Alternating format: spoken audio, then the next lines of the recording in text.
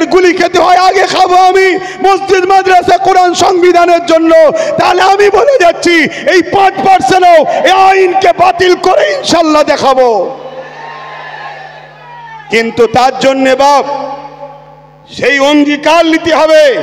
ঝড় হলে ডাকলেও আসতে হবে, পাঁচ পড়লে ডাকলেও আসতে হবে, কাদা পানিতে ডাকলেও আসতে হবে, রোদে ডাকলেও আসতে হবে। ওই ঢালায় উঠে দাঁড়িয়ে থাকবে স্বপ্ন দেখলে হবে না। দেখুন না, ঢালায় উঠে দাঁড়িয়ে আছে, কাদা না পায়ে লেগে যায়। তাহলে কাদা যদি পায়ে না লাগাতে চান তাহলে আগামী দিন গায়ে খুন লাগাতেও তো চাইবেন না। কথা বুঝছেন না, বোঝেন না? সে নিজের হোক আর দুশ্মনের হোক, লাগাতে তো চাইবেন না। তাহলে কি করে হবে? কথা কি খারাপ লাগছে? আমাকে অনেকে বলে যে আব্বাস সিদ্দিকী সব ঠিক আছে, কিন্তু কথা কোনো বড় গরম বলে ফেলে। আমি কিছু গরম বলছি না তো। কেন্দ্র সরকার জোর করে আমার মসজিদ নিয়ে নিচ্ছে, ওটা গরম নয়। কেন্দ্র সরকার দূর হাঁটো বলাটা গরম? কেন্দ্র সরকার জোর করে আমার বাপ মাদের পূর্বপুরুষদের কবরস্থানের ওপরে মদের আড্ডা, বার, সিনেমা হল, থিয়েটার খুলতে চাইছে, এটা অন্যায় নয়। আমি যদি বলি এই অন্যায়ের বিরুদ্ধে সংবিধানকে সামনে নিয়ে ওদের বিরুদ্ধে যুদ্ধ করতে হবে, তাহলে আমি অন্যায় বলে ফেললাম। বড় দুঃখ। তাহলে জাতির মধ্যেই সরষে ডাল দিয়ে ভূত ছাড়াচ্ছি, তাতেই যদি ভূত বসে থাকে তো ভূত যাবে কি করে? জাতির মধ্যেই যদি গাদ্দার থাকে তো কি করে কি হবে? তো যাক, শেষ কথা বলে যাচ্ছি, শেষ। এই ওয়াকফ কানুনকে বাতিল করতে গেলে আর একটা রাস্তা আছে। সেটা হলো কি, যদি আজকে জোর করে করেও ফেলে, শুনছেন, জোর করে যদি করেও ফেলে, এখন থেকে অঙ্গীকারবদ্ধ হন যে পাওয়ারে তারা আইন করেছে ওই রাজ পাওয়ার আমরা দখল করব। যারা সেকুলার মাইন্ডের যত দল আছে সেই দলকে আমরা সাথে লব। তাদেরকে একটা কথাতেই আমরা সাথে লব, সেটা হলো পার্টনারশিপ। তোমার দালালি করব না, তোমার ভাড়াটিয়া খেলবো না, পার্টনারশিপে তোমার সঙ্গে আমরা থাকতে রাজি। একটাই শর্ত, কোনোদিন যদি আমরা ক্ষমতার আসন দখল করতে পারি, যেভাবে গায়ের জোর দেখিয়ে সংবিধান বিরোধী করে আমাদের মসজিদ মাদ্রাসাকে নিয়েছে, আমরাও আওয়াজ তুলব। সেই দিন ক্ষমতার আসনে বসে আমরা আমাদের মসজিদ মাদ্রাসা ওয়াকফের জায়গাকে আমরা আবার আইন তৈরি করে আমরা ফিরিয়ে দখল করে নেব। এই পাওয়ারের দরকার আছে না নাই? জোরে বলুন, আছে না নাই? হাত তুলে বলুন আমার সাথে একমত আপনারা, আমার সাথে একমত আপনারা। এই হাত যদি সত্য হয় তাহলে হাতটা নেবিয়ে দিয়ে আরো একবার সাক্ষী দেন। আন্দোলন তো শুরু হলো, আন্দোলন তো শুরু হয়েছে 10 বছর আগে থেকে। এই আন্দোলন বিভিন্ন জায়গায় আজও হচ্ছে, হবে।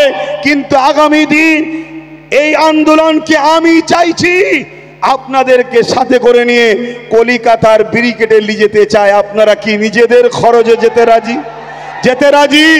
যেতে রাজি? কেন? আমি দেখতে চাই, আমি দেখতে চাই আমার দেশের সেনাবাহিনীরা সত্যি পারমিশন দেয় না সাপ হয়ে কেমড়ে উজা হয়ে কেউ ঝাড়ছে, এটাও দেখা দরকার আছে। ঠিক না বেঠিক গো? কেন? আমিও একবার ট্রাই করতে চাই। কথা বুঝে আসছে না?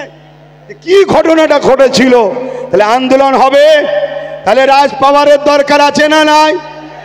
সেই রাজ পাওয়ারটা কি কারো ভাড়াটিয়া, কারো দলের দালালি করা, কারো দলের তোষণ করা?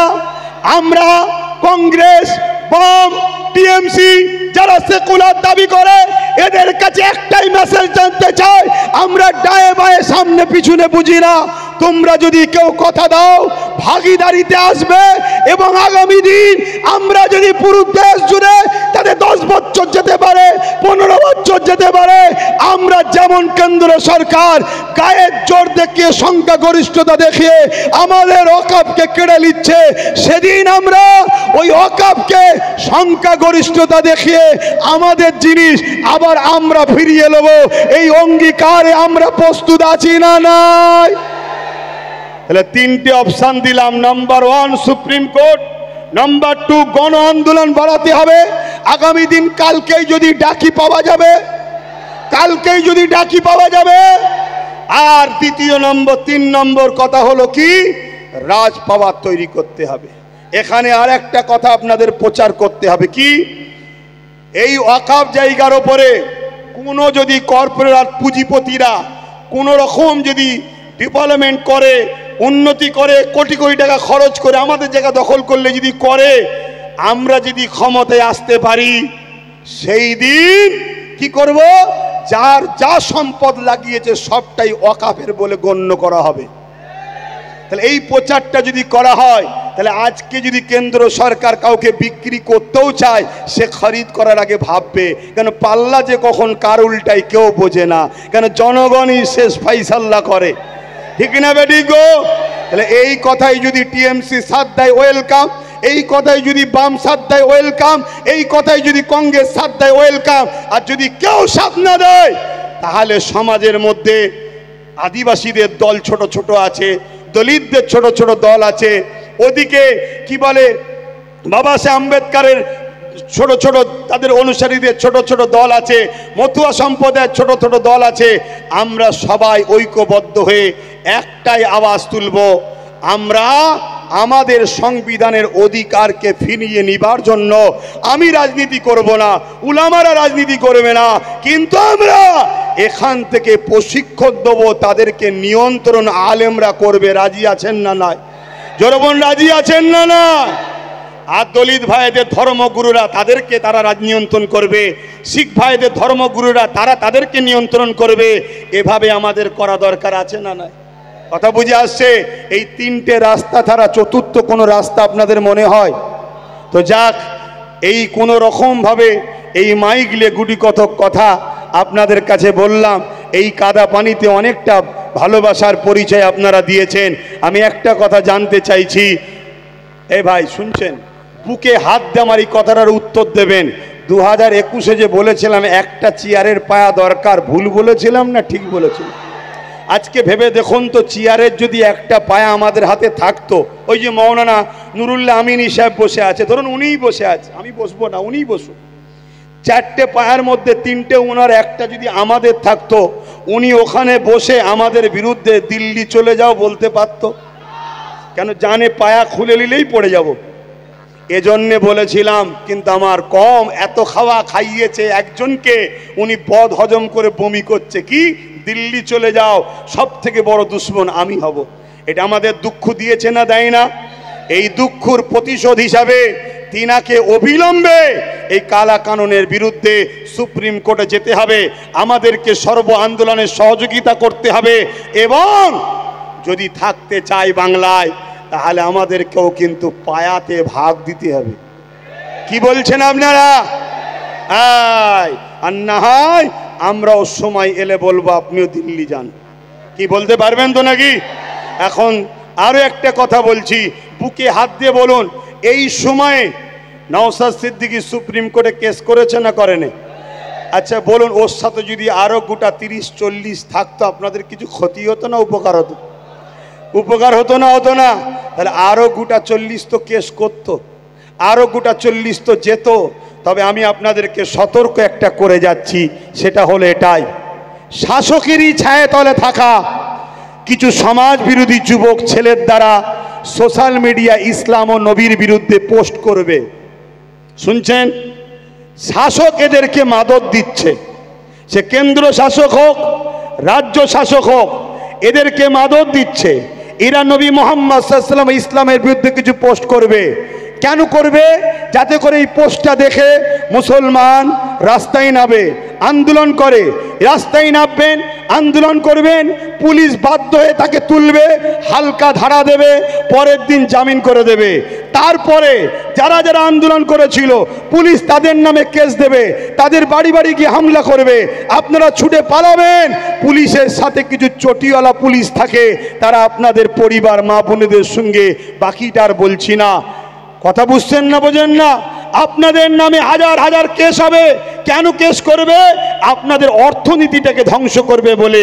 রাজ্য সরকার যদি সত্যি ওয়াকফ কালা কানুনের বিরুদ্ধে হতো, তাহলে 14 তারিখে যখন নওশাদ কলিকাতা শিয়ালদায় ডেকেছিল, ভাঙড় থেকে আসা 1000 নিরীহ ছেলের নামে কেন রাজ্য সরকারের পুলিশ কেস দিল?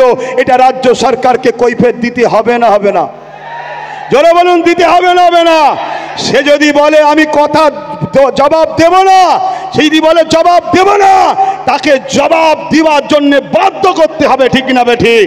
যে তোমায় জবাব দিতে হবে, দেবে না মানে তুমি যে সিংহাসনে বসে আছো ওটা কারো বাবাকালী সিংহাসন নয়, ওটা আইন। তোমাকে আমরা সবাই সাপোর্ট করে বসিয়েছি, সে আমি না করি তোমরা তো করেছো। অতএব কেন তোমার ছেলেরা এই মসজিদ মাদ্রাসা কবরস্থানের পক্ষে যাওয়ার জন্য তাদেরকে তোমার প্রশাসন কেস দিল, এর জবাব দিতে হবে। মনে রাখবেন এটা একটা ষড়যন্ত্র চলছে। তাহলে ইসলামের বিরুদ্ধে বললে আমাদের করণীয় কি হবে? এটা প্রশ্ন তো নাকি?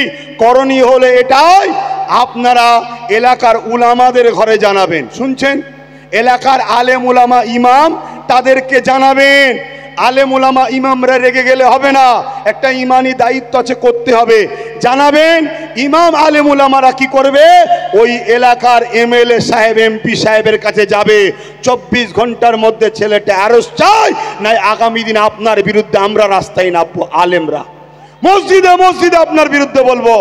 এই দায়িত্ব উলামাদের হাতে ছাড়বেন। আপনারা রাস্তায় নামবেন না। আপনাদের ঘরে ফাঁসাতে চাইছে, আপনাদের ঘরে কেস দিতে চাইছে, আপনাদের ওই কেসে 5,000 10,000 করে জামিন যাবে, আপনাদেরকে তাড়া করার নামে প্রশাসনের সাথে চটি পড়া প্রশাসন যাবে। প্রশাসন কখনো খারাপ হতে পারে না, চটি পড়া যাবে। যারা বুঝতেই পাচ্ছেন শাসকের চাটুকারি করে, তারা গিয়ে আপনাদের মা বোনের ওপরে জুলুম অত্যাচার করবে। বাকিটার খুলে বলছি না, আজানের জন্য প্রোগ্রাম এখানে আমি সংক্ষেপ করছি। কথা যতটুকু বলতে পারলাম, আপনারা আশা রাখছি কথাকে মান্যতা দিয়ে চলবেন, তাই তো নাকি? মান্যতা দিয়ে চলবেন। আগামী দিন আবার ডাকলে পাশে পাবো, পাশে পাবো, পাশে পাবো। একটু স্লোগান দিতে দিতে যান। ভারতবর্ষ, ভারতবর্ষ, ভারতবর্ষের সংবিধান। হাত তুলে তুলে বলুন, ভারতবর্ষের সংবিধান, ভারতবর্ষ, ভারতবর্ষের সংবিধান, ভারতবর্ষের সর্বধর্মের মানুষের ঐক্য, ভারতবর্ষের সর্বধর্মের মানুষের ঐক্য। ওয়াকাফ কালা কানুন মানছি না, মানব না। ওয়াকাফ কালা কানুন মানছি না, মানব না। ভারতবর্ষ, ভারতবর্ষ নারে দিবে। আপনারা আস্তে আস্তে নিজ নিজ জায়গায় ফিরে যান, নিজ নিজ জায়গায় ফিরে যান। আজান দিলে নামাজের জন্য প্রস্তুত হন। আসসালামু আলাইকুম ওয়া রাহমাতুল্লাহি ওয়া বারাকাতুহু। কিন্তু যেতে যেতে মনে রাখবেন, আগামী দিন কিন্তু সর্বধর্মের মানুষেরা এক হতে চাইছে, আসতে চাইছে। এই ওয়াকাফ কালা কানুনের বিরুদ্ধে আমাদের পাশে তারা দাঁড়াতে চাইছে। মনে থাকবে তো, যখন সর্বধর্মের মানুষ থাকবে সেখানে আন্দোলনটা সর্বধর্মের অনুযায়ী আমাদেরকে বিহেভ করতে হবে, এটাকে মাথায় রাখতে হবে। আসুন, আজ ফুরফুরা আহলে সুন্নাত ওয়াল জামাতের এই ডাকে আপনারা এসেছিলেন। আহলে সুন্নাত ওয়াল জামাতের পক্ষ থেকে আমি আপনাদেরই ভাই, আপনাদের সন্তান, আপনাদের সুস্থতা ও দীর্ঘায়ু কামনা করি। এবং আপনাদের লড়াইয়ে আহলে সুন্নাত ওয়াল জামাতি যেমন চুচুড়ার মসজিদের তালা খুলে নামাজের আবাদ করেছে, ইনশাল্লাহ আপনাদের লড়াই পশ্চিম বাংলা থেকে দিল্লি পর্যন্ত আওয়াজ যাবে। সুপ্রিম কোর্ট থেকেও ইনশাল্লাহ এ রায় যেন আল্লাহ বার করে যে ওয়াকাফ কালা কানুন বাতিল হচ্ছে। বলুন ইনশাআল্লাহ।